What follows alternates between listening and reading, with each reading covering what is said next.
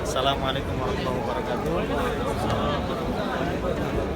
Dari sekarang sampai kita masuk sebenarnya masih ada 1 jam lagi. Hanya saja kita lebih baik datang awal daripada harus telat. Kalau telat, waalaikumsalam baru bisa masuk. Insya Allah siang ini kita akan masuk ke dalam Raudhah. Jadi pertanyaannya, Raudhah itu apa sih? Gitu. Apa keistimewaan, apa keutamaan Raudhah sehingga orang berbondong-bondong bahkan rela mengantri, bahkan rela berdesak-desakan bisa masuk ke dalam Raudhah. Raudhah itu kata Rasulullah SAW dalam sabdanya, ma baina baiti wa mimbari raudhatun min riyadil jannah. Kata Rasulullah, di antara rumahku dan mimbarku, disitulah letak yang disebut dengan raudhah ataupun taman min riyadil jannah, daripada taman-tamannya surga. Kalau dulu memang konteksnya adalah baiti, rumahku. Kalau sekarang rumah Rasulullah sudah digantikan dengan kuburannya beliau. Termasuk di dalamnya ada Sayyidina Abu Bakar As-Siddiq, ada Sayyidina Umar bin Khattab. Nah, ada 2 sahabat yang bersanding dengan makam Rasulullah SAW. Sehingga sekarang kalau kita ingin mengetahui betul lokasi Raudhah adalah di antara kuburan. Mana lokasi kuburan? Nah, tepat di bawah kubah berwarna hijau. Nah, kubah warna hijau tepat di bawahnya itu adalah makamnya. Ya. Dari makamnya Rasul sampai mentok ada mimbar nanti di sana. Mimbarnya sekarang ada, tapi bukan mimbar yang ada zaman Rasulullah, jelas berbeda. Ya, jelas berbeda. Ya, sudah berganti. Cuma ornamen mimbar sekarang itu arsitekturnya masih menggunakan arsitektur Turki, ya, yang khasnya dengan tiang atasnya itu ada moncong. Ya, kubah atasnya itu ada moncong seperti kubah warna hijau di sana. Ya, ini kan kubah menara. Kurang lebih seperti itu mimbar bentuk sekarang. Ya, bahkan mimbar Rasulullah dulu sudah pernah terbakar. Akhirnya diperbaharui sampai sekarang. Tapi itu dikatakan bahwasanya dulu memang lokasi mimbar Rasulullah, mimbar Rasulullah di sana, sehingga lokasi itu disebut dengan Raudhah ataupun taman daripada taman-taman surga. Yang dimasukkan dari taman surga di sini adalah nanti tempat tersebut insya Allah yang akan berada di surga. Yang maka Allah khususkan, Allah spesialkan tempat tersebut ada di dalam dunia. Bukan hanya itu, ada barang-barang yang lain penghuni surga yang memang sudah ada di dunia. Contohnya apa? Hajar Aswad. Atau ada makhluk yang lain cuma berbentuk gunung, ada Jabal Uhud. Jabal Uhud itu nanti gunung yang ada di surga. Maka Rasulullah itu sangat mencintai gunung Uhud. Nah, dengan beliau mengatakan ketika setiap melintasi gunung Uhud, hadza Jabal Uhud, nahnu nuhibbuhu wa huwa yuhibbuna. Ini adalah Jabal Uhud. Kita mencintai Jabal Uhud sebagaimana Jabal Uhud itu mencintai kita. Karena Jabal Uhud nanti bakal ada di dalam surga. Nah, Raudhah ini merupakan salah satu tempat yang mustajab, salah satu tempat yang mana kita berdoa mustahil untuk tidak dijawab. Namanya juga tempat mustajab. Ya, doa yang semua kita panjatkan insya Allah akan dijabah, baik dijabahnya di dunia atau di akhirat. Nah, kita jangan usah khawatir, kok saya berdoa di Raudhah tahun kemarin sampai sekarang belum dijabah. Mungkin belum waktunya. Insya Allah, Allah itu akan mengijabah kita ketika kita memang sedang dalam kebutuhan, sedang sangat membutuhkan hal tersebut. Insya Allah diijabah. Nah, di Madinah ini adalah Raudhah, tempat kita berdoa nanti sekaligus melaksanakan sholat sunnah di dalamnya, baik sholat sunnah mutlak, sholat sunnah hajat, sholat sunnah taubat misalnya, atau sholat sunnah yang lainnya yang masih memungkinkan untuk bisa sholat di dalam. Adapun di Mekah itu ada yang disebut dengan multazam. Nah, apa itu multazam? Multazam itu di mana lokasinya? Bukan, beda lagi. Multazam itu adalah Hajar Aswad.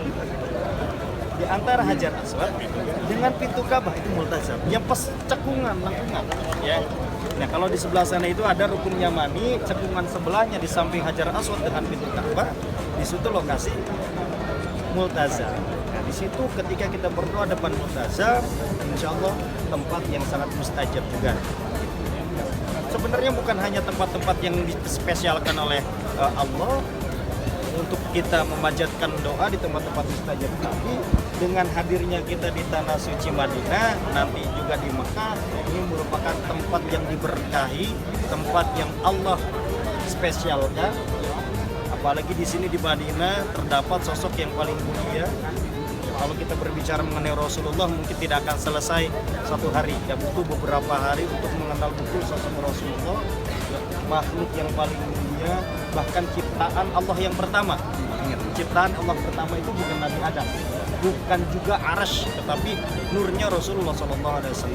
Sehingga dari nur Rasulullah SAW itu bisa melahirkan ciptaan-ciptaan Allah yang lainnya. Itu nur Rasulullah. Maka nur Rasulullah dulu sebelum namanya Muhammad itu sudah berbentuk jasad dengan ruh bergabung menjadi manusia namanya Muhammad. Tapi ketika masih berbentuk nur Rasulullah itu disebut dengan Ahmad. Akhlaknya Mahmud, terpuji. Namanya Muhammad. Ketika sebelum diturunkan ke muka bumi dan dijadikan utusan Allah, namanya adalah Ahmad, itu Rasulullah. Baik, jadi nanti insya Allah kita sholat di Raudhah. Lokasi Raudhah saya kasih tipsnya, ya. Karena wallahu a'lam kita tetap lebih ingin benar-benar berada dalam Raudhah. Artinya nanti ketika sudah masuk di dalam, ini lokasi makam Rasulullah. Jadi kita mepetnya nanti jangan ke mimbar ya. Kita mepetnya ke makam Rasulullah. Karena khawatir ada pergeseran antara mimbar itu, apakah mimbar itu di sini atau ada pergeseran lebih luas, ya kan? Nah kalau kita dekat makam Rasulullah secara otomatis pasti kita di dalam Raudhah. Nah nanti di dalam, ya pertama side nen habis. Nah. Nanti kita jam 2 mungkin baru diperbolehkan masuk, setengah jam lagi insyaallah. Ya nanti di dalam Raudhah pertama setelah masuk sholat sunnah dulu. Sholat sunnahnya sholat sunnah mutlak. Sholat sunnah yang dikhususkan apapun itu. Maka disebut dengan sholat sunnah mutlak. Niatnya gimana? Usolli sunnata mutlak rakaataini lillahi. Niat saya sholat sunnah mutlak. Nggak bisa bahasa Arab apa? Niatkan dalam hati. Niat saya sholat sunnah mutlak 2 rakaat karena Allah Ta'ala. Kalau pengen nambah sholat sunnah silakan. Kalau memang waktunya masih memungkinkan, makanya nanti usahakan sholat itu jangan terlalu dekat dengan petugas Raudhah atau petugas musuh yang di dalam atau askari yang di dalam. Usahakan agak jauh supaya nanti ketika selesai sholat tidak terlihat mereka, bisa sholat lagi, bisa sholat ini dan dulu sholat lagi. Bahkan kalau yang sedikit bandel dalam arti benar-benar semangat di dalam, dia pindah. Atau ada yang melama-lamakan sujud juga tidak apa, sekaligus menyampaikan doa di dalam sujud tersebut. Setelah sholat mutlak atau sholat sunnah yang lain, silakan berdoa di situ, panjatkan hajat-hajat semuanya. Yang namanya doa mah jangan nanggung, apa aja doa.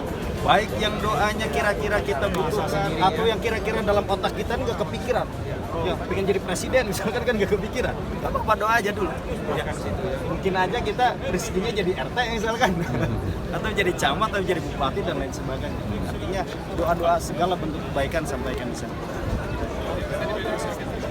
Untuk teknis masuknya, ini orang-orang sama masih ngantri di sini dengan melihat nanti jadwal masuknya. Kita jadwal masuk jam setengah 3. Sekarang baru jam setengah 2, masih ada 1 jam lagi. Tapi biasanya jam 2, setengah jam sebelum masuk kita sudah diperbolehkan untuk masuk ke dalam. Jadi insya Allah setengah jam lagi. Ada 3 kali penantian atau tempat tunggu. Yang pertama di sini, di sini dilihat cek jamnya ya, bukan tasrehnya, jamnya. Misalkan di sini jam 2 atau jam setengah 3 sudah boleh masuk, akhirnya masuk. Nah nanti proses rekeningnya di sana, screeningnya. Pas atau tidak itu nanti di sana. Makanya bisa disaksikan ketika kita lihat di sana banyak yang disuruh keluar. Karena apa? Tidak sesuai. Kalau jam itu di sini, ya, kalau di sana nggak sesuai dengan nama misalnya, atau jamnya sudah kelewat, atau tasrehnya atau surat masuknya itu tidak resmi, gitu. Atau sudah tidak berlaku lagi misalkan, atau sudah pernah dipakai sama orang lain, gitu. Pernah. Atau saya pernah jamaah sebelumnya itu di cancel, jadi dipindah harikan, sedangkan telat konfirmasi ke kita yang ternyata kita dipindahkan hari. Juga bisa terjadi seperti itu. Sideman Syarikal Lamaza ya. Kurang lebih itu. Nggak, tadi nanya jam berapa masuk, saya bilang jam setengah 3. Syirkahnya apa gitu, muasasatnya atau syirkah yayasannya dari mana, saya ya itu